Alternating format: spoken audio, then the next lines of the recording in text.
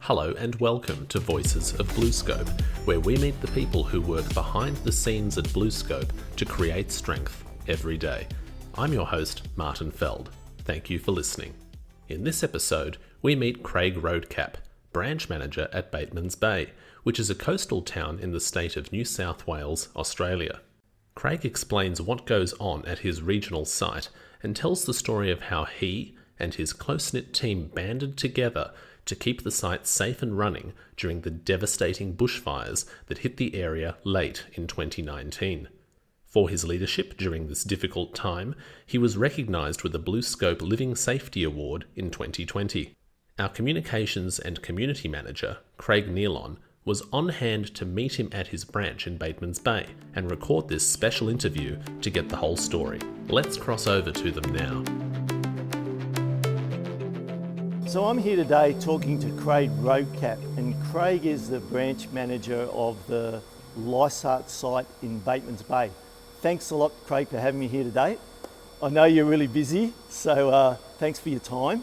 We've got some interstate and overseas listeners to this podcast. Can you maybe just explain where Batemans Bay is exactly and what sort of town it is? So Batemans Bay is located 3 hours 45 from Sydney. Beautiful drive straight down the coast. Batemans Bay is a great little coastal village which is getting bigger and bigger and bigger. Over the last 9 or so years that I've been down here, we've really seen a massive influx in residential building. The industry itself, it used to be kids that get to 19, 20 or finish up high school, and they'd actually have to move to Sydney or Canberra to try and find full-time employment in regards to university kind of jobs. Whereas we're seeing now the changes on the coast. It's not the little fishing villages that they once were. So there's plenty of infrastructure finally being built from pretty much Wollongong down. Wollongong used to be pretty much the cutoff. Okay, so that's a nice lead in to my next question, and that is,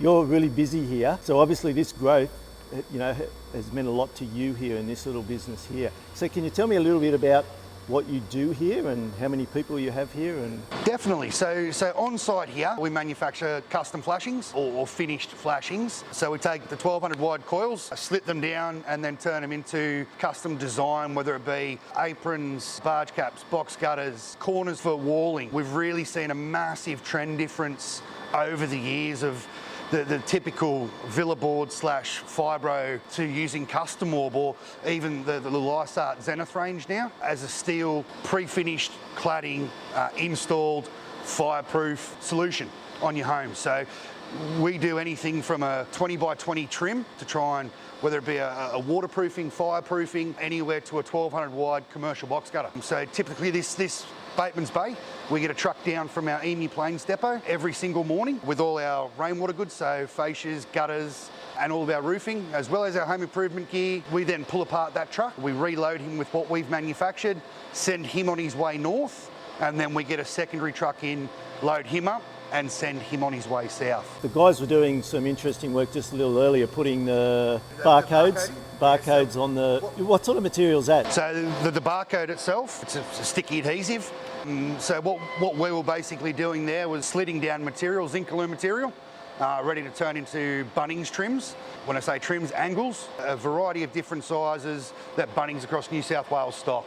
So we manufacture everything here. We put it back on the truck, send it to Emu Plains. Emu Plains then stock holds and then disperses across New South Wales. So every Bunnings store in New South Wales, The trims are coming out of Batemans Bay. Yeah, that's great, isn't it? Manufactured, stickered here in Batemans Bay. And obviously for our any overseas listeners, Bunnings are a massive home appliance and home care. Your hardware store on steroids. So Craig, you've got an interesting story. I was following the Australian Steel Products Living Safety Awards from Port Kembla, and I understand there were about 90 nominees, and that was sort of whittled down to 26 finalists, and you won an award for a particular category.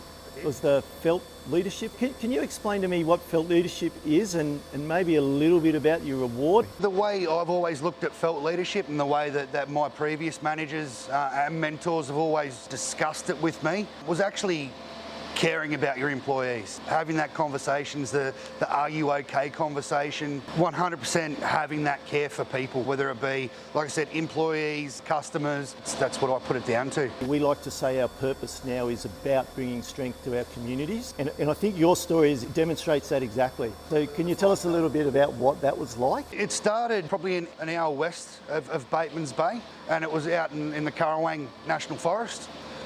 We all kept an eye on it. We called it the zombie fire in the end because it seemed to settle down, rear its head. For the first 2 weeks, it was always out of control, keep an eye on it. And then we had closer to Christmas, some absolute terrible weather, very, very hot, very dry conditions. And that's pretty much when it all kicked off badly.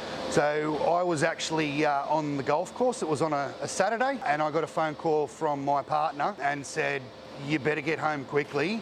It looks like Batemans Bay is under ember attack.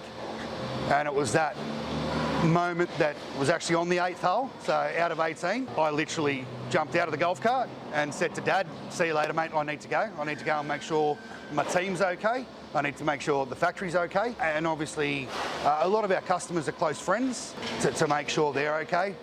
But also knowing that Batemans Bay was under ember attack, from here back up the coast is all bush. So for it to travel that quickly, so from Mogo, which is approximately a 15-minute drive, it took just on 11 minutes to get from Mogo to Malua Bay. They tracked that fire travelling at 68 kilometres an hour. So you actually live about 45 minutes up the road, don't you, at a place called Ulladulla? Yep. It would not be sort of a stretch to say this area down around here, like around Ulladulla, Batemans Bay, further south to Cobargo, and that were really the epicenter of all these fires? It was. So it was definitely the Currawang fire that got the Braidwood Mountain. That from there, like I said, the winds changed that many times. The fire started, it went south, it also split and went north.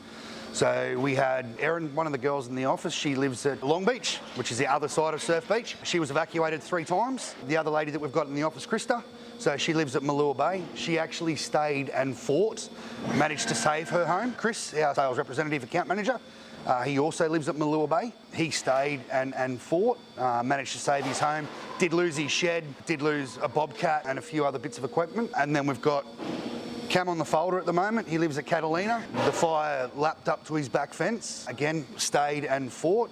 Mitchie down the back. He's also over on Beach Road. There was also times there where he was told, look, you need to be ready to go. A pretty intense, obviously, couple of days there in Batemans Bay. That was just before Christmas. And then after Christmas, New Year's Eve, was when the fire really ramped up and decided it was time to go north. So it burnt through Lake Tabouri, was coming for Ulladulla, Mollymook, Narrawalli, the surrounding, obviously Long Beach, Durras, your little town areas along the coast. And the only thing that saved those towns was the fact that we had a howling southwester, which actually pushed it inland. Unfortunately, that same fire then turned and took out a lot of Lake Conjola, which a lot of people in New South Wales know is predominantly a holiday little spot. There was close to 70 homes lost in Conjola. And the worst part is a lot of those places are one road in, one road out. Once the fire was coming and it moved with such speed, there wasn't enough time to get people out. So a lot of people that were in those coastal little towns, townships, communities, all went straight for the water, which is probably what a lot of people would have seen on the news. My family came very close to it because my daughter lives at Mollymook, and as you said, Mollymook in the end wasn't affected, but they had a couple of nights where they were very worried. Extremely worried. So probably the hardest part over the stretch from the 26th to when we first got rain in Feb, once everything, well, a lot of things were burnt out, was communications. We lost power on numerous occasions. We lost telecommunications on numerous occasions. Phones that we've got these days, the Fires Near Me app, we had radars going, listening to the RFS, trying to figure out where these fires were and what they were doing. We were very, very lucky where I am in Ulladulla that I actually had a firefighter live 4 doors down from me. And we said to that gentleman at the time, if you think we need to go, tap us on the shoulder. We packed a car 3 or 4 times. We could see it in the distance. A couple of sleepless nights there.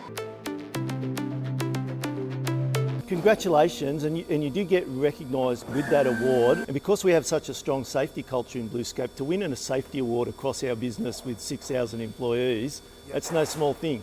And it was all to do with the way you came here and looked after your employees and your customers and all the people that you do business with here. That's been a fabulous thing, and I think you do get that in these sort of smaller places where there's a stronger sense of community. Well, I can't take all the accolades myself. Very, very humble for winning the award.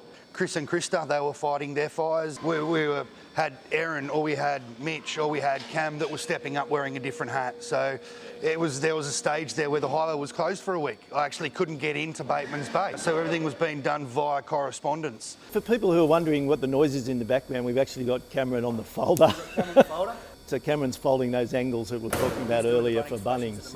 What is it about working for Lysart or this particular business that really, gets you going, gets you out of bed every day? I've been with the business now for 15 and a half years. I started originally in Sydney. So my background was with another steel manufacturer, and I've always loved the construction industry. It's a big industry, but it's a very small industry, if that makes sense.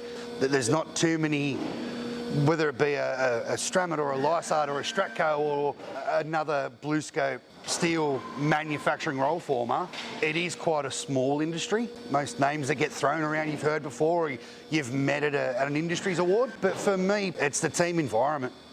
It's the fact that we are a small knit, and it's not cliche, we're a family. We spend 9.5, 10 hours a day with each other. Our customers are amazing, absolutely amazing. To get it right for them makes us feel good, and it is very, very rewarding. Yeah, thank you. And I think I've seen just a little bit, but enough to understand that what you say about it's a big business, but also a little one, because you're dealing with, the individual builders and people that are coming in looking for, just small things. I've said for the 20 years now that I've been involved with the steel industry, I still believe 90% of our business is built on relationships. Once there's trust, there's respect. When we've got customers that may have got it wrong, that they may have got wrong, how do we help? How do we fix it? Can we do it on the spot? And I think that's something that Lysart has become very, very good at in the last 6 years. The reactive nature of being able to help our customers, I think then brings it back to customers wanting to deal with us, not having to. Thank you. I've enjoyed the conversation, and once again, congratulations on the award, and thanks for taking a bit of time out of what's a busy day for you. Busy. No worries. Thank you. And with that, we conclude this instalment of Voices of BlueScope. Thank you to both Craigs for supplying this fantastic story, and congratulations to all the employees at Batemans Bay for their tireless efforts in serving their community and their customers. Numerous other areas were also affected by these summer bushfires, and this is but one example. As always, make sure to visit the show notes for links to further content. This time you'll find an accompanying focus on video that shows Craig Roadcap and his team at their BlueScope site, including shots of the facility and the beautiful town of Batemans Bay.